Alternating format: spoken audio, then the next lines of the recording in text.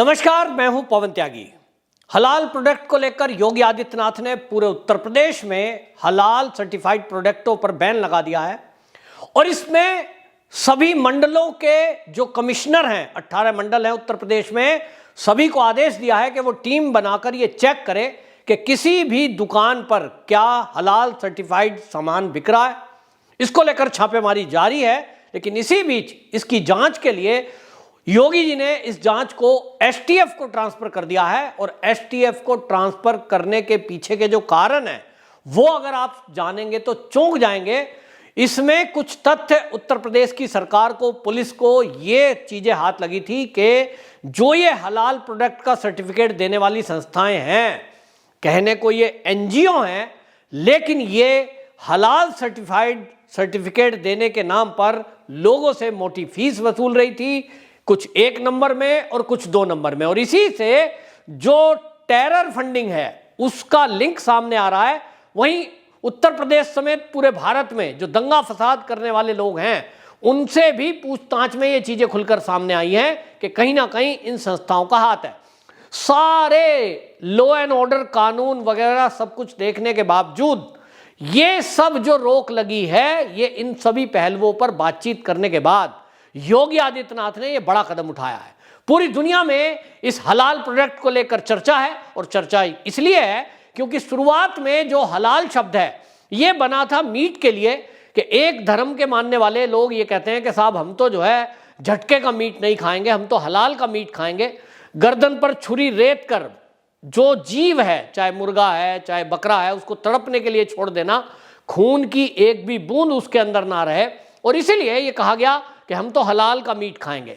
अब हलाल का मीट खाने वाले मीट से हटकर बिस्किट, नमकीन, तेल, चीनी, चावल, यहां तक हलाल कैसे आ गया, यही खोज का विषय था। और जब ये देखा तो पाया कि हलाल सर्टिफिकेट देने वाली जो संस्थाएं हैं वो मोटा पैसा वसूल रही हैं और एक पैरेलल इकोनॉमी खड़ी करने की कोशिश की जा रही है।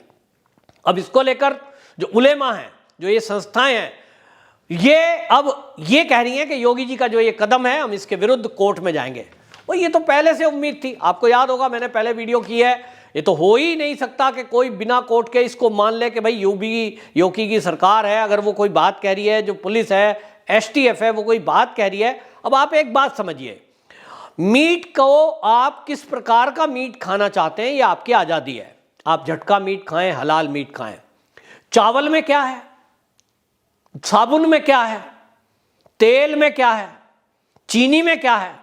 ये कहते हैं साहब, जो मौलाना मदनी हैं, वो जमीयत उलमाए हिंद के चीफ हैं, उन्होंने ऑब्जेक्शन कहा है और उन्होंने कहा हम इसको लेकर कोर्ट में जाएंगे। वो दलील देते हैं कि हमारी जो संस्था है वो ये चेक करती है कि जो प्रोडक्ट हैं क्या उसमें कोई चर्बी तो नहीं मिली है, क्या उसमें कोई अल्कोहल तो नहीं मिला है, तो क्या ये जो हलाल सर्टिफाइड कंपनियां हैं, जो ये सर्टिफिकेट देने वाले जो संस्था है, ये कोई भी ऐसी दवाई नहीं खाते हैं जिसमें कहीं अल्कोहल की मात्रा पड़ी हो। होम्योपैथिक को कोई इस्तेमाल नहीं करता, जो तो अल्कोहल बेस्ड ही होती है। तब ये सवाल उठ रहा है कि भैया चीनी में कौन सा अल्कोहल है या चीनी में कौन सी चर्बी है। फिर ये सवाल उठा तो ये चीजें आई कि भाई आखिरकार जब भारत में एक संविधान है और उस संविधान के तहत कानून है और राज्य सरकारों को यह अधिकार दिया कि जो भी खाद्य पदार्थ हैं उस खाद्य पदार्थों को सर्टिफिकेशन करने के लिए और उसको चेक करने के लिए एक संस्था बनाई जाए। वो संस्था बनाई गई, हर राज्य में वो संस्था काम कर रही है। FSSAI नाम की जो संगठन है वो गुणवत्ता को चेक करता है और उसके बाद ये तय करता है कि किस कंपनी के किस प्रोडक्ट को ये सर्टिफिकेट दिया जाए। जो पूरे मानक तय करता है उसको वो सर्टिफिकेट दिया जाता है।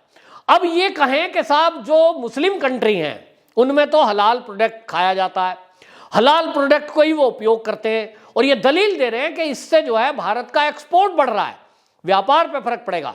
तो भैया एक बात समझ लो कि दुनिया में आपकी कम्युनिटी अगर हलाल प्रोडक्ट खाती है तो वो मीट तक सीमित था, वो चावल पे कैसे आ गया, वो चीनी में कैसे आ गया, वो और तो और अब तो हलाल टूर भी बताए जा रहे हैं।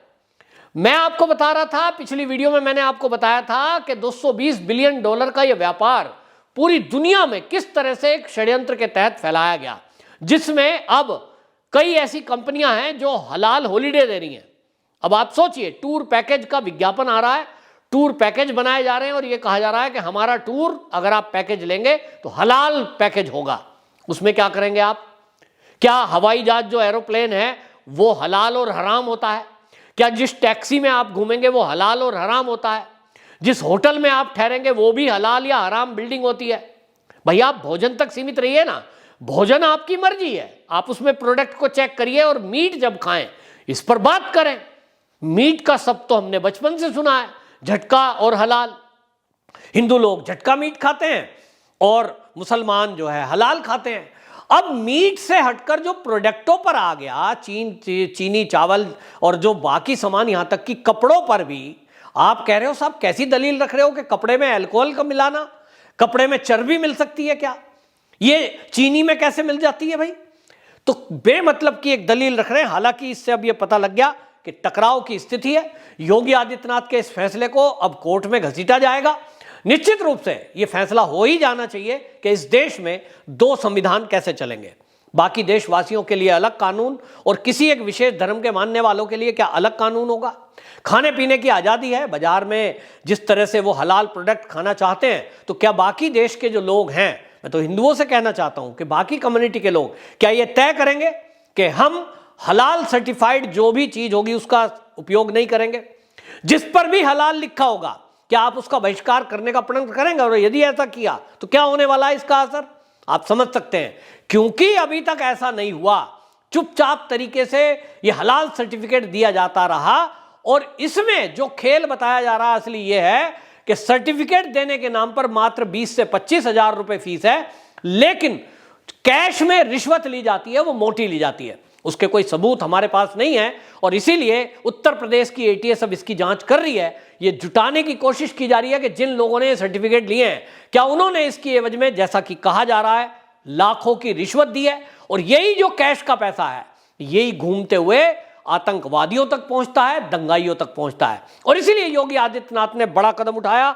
आपको बता दें कि इसमें लेकर के डेयरी उत्पादन, चीनी, बेकरी उत्पादन, रेडी टू ईट खास तौर पे है, जिसपे खास तौर पे लिखा जाता है। रेडी टू ईट जितने भी भोजन आप देखते हैं, डिब्बा बंद पैक भोजन जो आता है, उस पर भी सर्टिफिकेशन किया जाने लगा। तो भैया आपकी मर्जी, आप जो खाएं, लेकिन बाकी लोग आपकी मर्जी से क्यों खाएं? मैं कोई भी हलाल प्रोडक्ट क्यों खाऊं? मैं नॉनवेज नहीं खाता, लेकिन उसके बावजूद भी यदि किसी नमकीन पर, किसी बिस्किट पर, किसी चावल के पैकेट पर, किसी कपड़े पर हलाल स्टैंप लगी है तो मैं उसका उपयोग नहीं करूंगा। और निश्चित रूप से इस देश में बहुसंख्यक समाज यदि ये तय कर ले कि भैया आप क्या यूज कर रहे हैं क्या नहीं, तो आपको क्या दिया जा रहा है क्या नहीं, इसका अगर तय कर लिया तो निश्चित रूप से समझ लीजिए कोई सर्टिफिकेट ना तो लेने वाला बचेगा ना देने वाला बचेगा। लेकिन हम लोग इस बात पर कतई ध्यान नहीं देते कि इस देश के अंदर चल क्या रहा है। देश की आज़ादी के पहले से यहां कुछ कंपनियां ऐसी थीं जो मिशनरियों को अपना 10वां भाग देती थी। उसका टारगेट क्या था? हिंदुओं का कन्वर्जन। इसके बाद आप देखिए कि चीन आया, मेड इन चाइना, ये प्रोडक्ट यहां बिक रहे हैं। और आप देखिए, मैं तो सड़क पर जब चलता हूं तो मैं देखता हूं MG हेक्टर गाड़ी देखी मैंने, बहुतों से बात करता हूं, भैया क्यों ली? चीन की है। मोदी जी तो कहते हैं वोकल फॉर लोकल, लेकिन आप चाइना का सामान खरीद रहे हैं, चाइना का मोबाइल, चाइना की गाड़ी ले रहे हैं। लोग कहते हैं साहब सस्ता है, फैसिलिटी ज़्यादा है, इसके अंदर जो चीज़ें दी गई हैं, चीन की कंपनी की गाड़ी जो है इसमें फैसिलिटी ज़्यादा है, रेट कम है। तो क्या हम ये सोचते हैं कि चीन की जेब में जो पैसा जाता है वो पाकिस्तान के आतंकवादियों को पहुंचता है, वो चीन की सेना को पहुंचता है और उसी पैसे से वो हमारे सैनिकों को परेशान करने के लिए आए दिन घुसपैठ करता है या तो प्रहार करता है। आतंकवादियों को पालता है पाकिस्तान के और वो हमारे सैनिकों पर गोली चलाते हैं। तो इनडायरेक्टली हम कहीं चाइना का सामान यदि खरीद रहे हैं तो हम डायरेक्ट इनडायरेक्ट आतंकवादियों की मदद कर रहे हैं जो हमारे खिलाफ दिन रात षड्यंत्र करते हैं और हमारे सैनिकों पर प्रहार करते हैं। हम इस भारत को अपनी मां समझकर इस देश की सेवा करने की मकसद से कब ये विचार करेंगे? ये तो सोचने की बात है। हमारा कब तक ये स्वार्थ आगे आता रहेगा?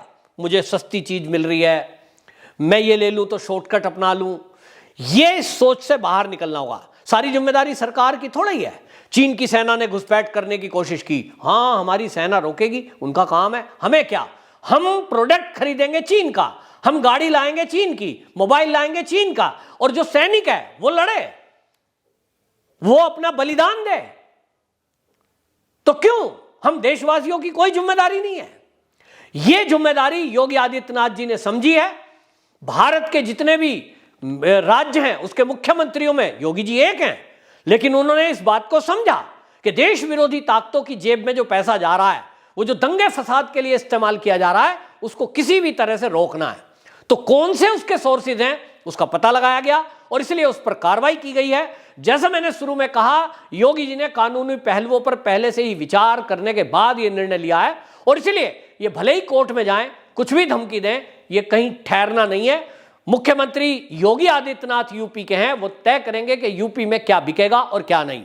इसी तरह पूरे देश में जो मुख्यमंत्री हैं, और मैं तो कहूंगा कि केंद्र सरकार को अब इस पर संज्ञान लेना चाहिए कि जिस तरह से ये हो रहा है, देश के अंदर एक पैरेलल इकोनॉमी खड़ी की जा रही है, इसको कैसे रोका जाए, इस पैसे का आतंकवाद के लिए उपयोग कैसे रोका जाए, ये एक बड़ी समस्या है। लेकिन अब इतना तो तय है कि अब आपको बता दें कि जिस तरह से योगी आदित्यनाथ ने इस पर पहल की है, ये अब कानून के दायरे में आने वाला है, क्योंकि अब ये खुद ही जो इसका विरोध कर रहे हैं लोग योगी जी के आदेश का, वो कोर्ट में जा रहे हैं। कोर्ट में जाएंगे तो इस पर जिरह होगी और जब जिरह होगी तो चीजें खुलकर सामने आएंगी कि ये जो संस्थाएं हैं जो कह रही हैं कि साहब हलाल प्रोडक्ट हमारा अधिकार है और हम इस सर्टिफाइड करते हैं, इसको, इसमें व्यापार बढ़ता है, तो सवाल ये भी उठ रहा है कि क्या आपके पास कोई ऐसी मशीनें, कोई ऐसी लैब है जिसमें आप ये चेक करते हैं कि जो कपड़ा बाजार में बिक रहा है हलाल प्रोडक्ट का, इसके अंदर चर्बी तो नहीं है?